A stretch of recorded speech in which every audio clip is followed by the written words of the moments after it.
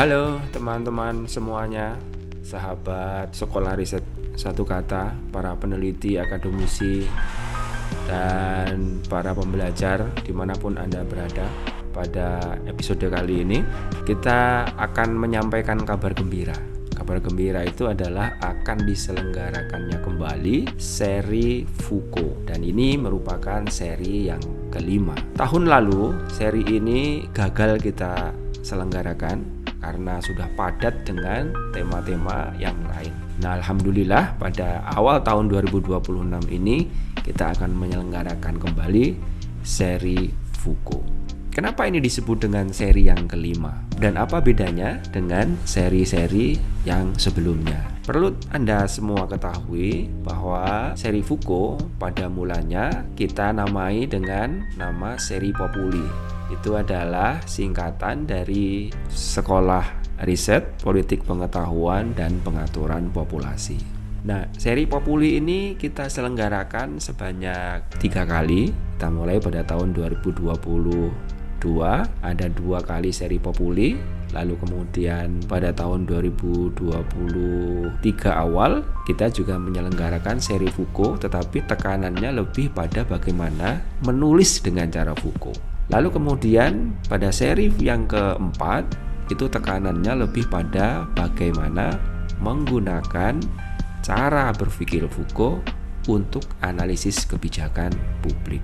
Nah, pada seri yang kelima ini kita akan menyelenggarakannya kembali dengan penekanan yang berbeda dengan seri-seri sebelumnya. Tapi tenang saja, Anda tidak perlu untuk mengikuti seri sebelumnya untuk bisa mengikuti apa nanti yang akan kita bahas pada seri yang kelima ini. Nah, di seri kelima ini akan ada beberapa tema penting yang kita tambahkan, dan urutan dari pembahasannya juga berbeda dengan seri yang sebelumnya. Nah, itulah kira-kira sekelumit cerita tentang seri Foucault yang kelima ini dan apa bedanya dengan seri-seri yang sebelumnya.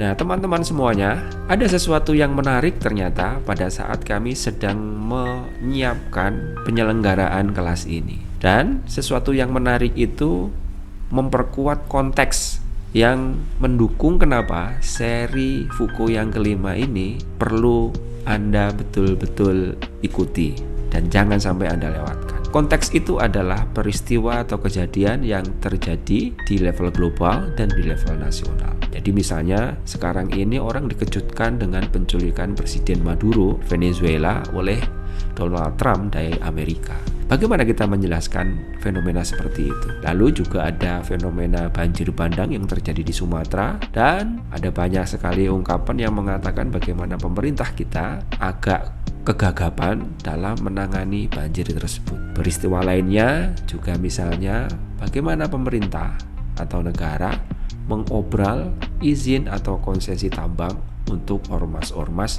yang ada di Indonesia. Sudah tentu ada banyak sekali peristiwa lain yang juga sangat penting untuk diperhatikan, tetapi konteks-konteks itu menjadi dasar dari pentingnya kita mempelajari Foucault di seri yang kelima ini.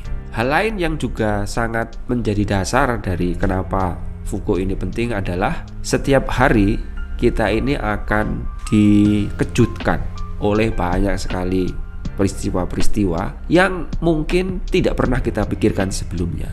Nah, semua peristiwa yang terjadi itu membuat kita seperti harus terus berusaha untuk mengerti sebetulnya apa yang sedang terjadi. Peristiwa itu terjadi semakin cepat, berbeda dengan di masa dulu, karena memang ada revolusi teknologi informasi yang membuat kita bisa cepat mengakses berita dengan sangat harian sifatnya, sehingga peristiwanya terjadi secara terus-menerus. Nah, di tengah kejadian dan peristiwa yang begitu cepat itu, kita lihat ada banyak sekali upaya yang ditawarkan, ada banyak sekali penjelasan yang dimunculkan, dan juga ada banyak sekali polemik yang berusaha menawarkan cara memandang atau cara menjelaskan peristiwa-peristiwa tersebut. Namun terkadang semakin kita ikuti semua omongan yang ada di media sosial, atau kita mendengar banyak analisis yang berseliweran, kadang-kadang malah tidak membuat kita semakin paham. Yang terjadi justru membuat kita semakin pusing. Mungkin ada orang yang sudah cukup mendengar penjelasan dari gurunya, atau dari ustadznya, atau dari kiainya. Dan sebagian yang lain mungkin memilih untuk mendengarkan pendapatnya para ahli, profesor, atau juga lebih suka untuk percaya pada apa yang disampaikan oleh badan-badan pemerintahan lainnya. Yang lain mungkin lebih suka untuk percaya pada perkataan intelektual selebritis atau podcaster atau selebgram yang meskipun itu susah untuk dipahami. Nah, sebagian yang lain lagi mungkin lebih suka untuk mendengarkan uraian atau cerita yang disampaikan oleh stand up komedian.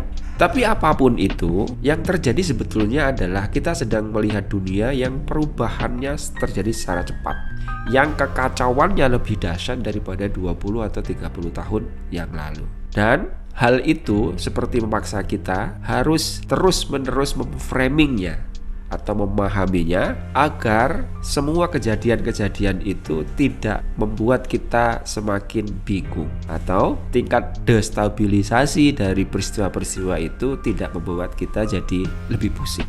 Nah, dalam rangka itu seri Foucault ini penting untuk kita hadirkan. Kenapa demikian? Karena sebetulnya kalau diperhatikan dengan baik, semua kegaduhan itu pertama-tama memang berurusan dengan soal pengetahuan. Lebih spesifik lagi, itu sebetulnya urusan tentang bagaimana pengetahuan diproduksi dan bagaimana pengetahuan itu beroperasi.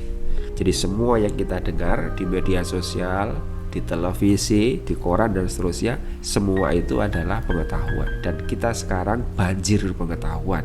Tapi bedanya, kalau dulu orang percaya bahwa manusia itu seperti punya otonomi dan independensi dalam memproduksi pengetahuan, sekarang sepertinya pengetahuan itu pelan-pelan memisahkan diri dari manusia dan dia menjadi sesuatu yang otonom di luar diri manusia itu sendiri. Lalu perlahan-lahan kita kemudian melihat bahwa bukan lagi manusia yang menciptakan pengetahuan, tapi sepertinya lebih tepat kalau kita katakan pengetahuan itulah yang sekarang menciptakan manusia. Jadi kita ini akan tergantung pada pengetahuan apa yang sedang menguasai kita, atau kita akan tergantung pada pengetahuan apa yang sedang berkuasa.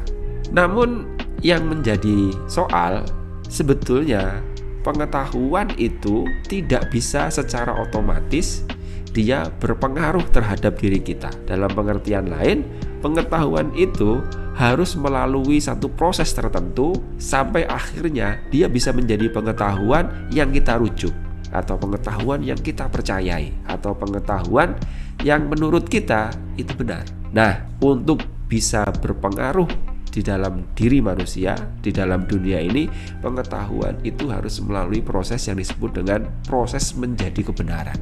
Dengan kata lain, pengetahuan itu bisa dipercaya kalau dia bisa memenuhi hasrat paling fundamental dari manusia itu sendiri, yaitu hasrat untuk menggapai atau memiliki kebenaran. Kenapa demikian? Karena tanpa kebenaran, pengetahuan hanya akan berakhir di tong sampah peradaban.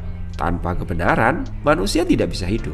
Politik sebetulnya adalah upaya mati-matian untuk menciptakan, memperjuangkan, dan mempertahankan kebenaran. Dan ketakutan terbesar umat manusia sebetulnya adalah kehilangan kebenaran. Kalau kita kembali ke cerita Donald Trump yang menculik Maduro, kita bisa melihat bagaimana Amerika sekarang sedang mengalami krisis kebenaran. Kebenaran yang ingin dipertahankan oleh Amerika adalah kebenaran bahwa Amerika merupakan negara superpower. Dan kenapa kita semua mengutuk tindakan Donald Trump dan Amerika yang menculik Maduro? Karena kita sedang melihat kebenaran kita juga berada di dalam ancaman yang nyata. Kebenaran yang sedang kita pertahankan adalah masing-masing negara harus menghormati kedaulatan negara yang lain. Nah, dari apa yang kita lihat tentang penculikan Maduro oleh Trump, kita seperti diperlihatkan bahwa kebenaran yang sedang diperjuangkan oleh Amerika Serikat itu tidak berangkat dari penelitian di laboratorium secara empiris, juga bukan penelitian yang dihasilkan dari verifikasi, tidak. Tapi kebenaran yang sedang diperjuangkan oleh Amerika Serikat itu muncul dari proses politik. Dalam pengertian ini yang dimaksud adalah kebenaran itu muncul dari menyalahkan pihak lain. Nah, dalam kasus Maduro, dalam kasus Amerika, yang disalahkan adalah Presiden Maduro. Amerika menciptakan alasan untuk menyalahkan dulu Maduro, lalu kemudian dia seperti punya alasan atau legitimasi untuk menangkapnya. Seperti itulah proses kebenaran itu muncul. Dia muncul dari proses menyalahkan, dari proses menolak sesuatu yang lain. Nah, lalu kemudian pertanyaannya adalah, kalau seperti itu proses munculnya kebenaran, apa tujuan dari proses untuk menciptakan kebenaran itu atau memproduksi kebenaran? Tujuan utama dari proses memproduksi kebenaran ini adalah memang mengatur. Jadi kita bisa lihat Amerika terang-terangan ia ingin mengatur bisnis minyak di Venezuela. Dia ingin mengatur dunia. Dia ingin mengatur Amerika Latin. Karena itu dia harus menciptakan kebenaran yang menjadi dasar bagi dia untuk mengatur. Lalu pertanyaan kita adalah, apakah proses ini, pengetahuan, kebenaran, dan kekuasaan atau mengatur, itu hanya terjadi di level yang sangat global? Tidak. Ketiga hal ini juga terjadi pada level yang sangat mikro, pada diri kita sendiri. Disadari atau tidak, sebetulnya kita setiap hari berusaha untuk mencari pengetahuan yang benar. Nah, pengetahuan yang benar ini kita butuhkan untuk apa? Untuk bisa memastikan diri kita ini siapa. Kita harus ngapain hari ini, kita harus kemana hari ini, harus bertemu siapa dengan hari ini, harus ngomong apa hari ini. Kalau semua itu dilakukan dengan tanpa ada basis pengetahuan dan kebenaran, kita tidak bisa melakukan apa-apa. Jadi bahkan pengetahuan, kebenaran itu kita butuhkan agar kita bisa menjalani hidup ini dengan nyaman, hidup ini dengan enak. Nah, dengan kata lain, bukankah itu artinya bahwa kita itu ditentukan oleh pengetahuan apa yang kita anut, pengetahuan apa yang kita anggap benar. Tapi kita kemudian menghadapi satu persoalan penting yang sangat mendasar dari proses ini. Kalau memang kekuasaan itu dihasilkan dari cara memproduksi kebenaran dan cara memproduksi pengetahuan, lalu dengan cara itu sebuah negara bisa melakukan tindakan menculik presiden negara lain, kemudian kita punya pertanyaan yang sangat mendasar. Terus bagaimana kita memahami negara? Apa yang kita harus lakukan untuk bisa memahami negara dengan baik? Kalau kemudian politik itu sangat mendominasi dan membuat sebuah negara bisa mengokupasi atau bahkan menculik presiden negara lain. Itu yang pertama.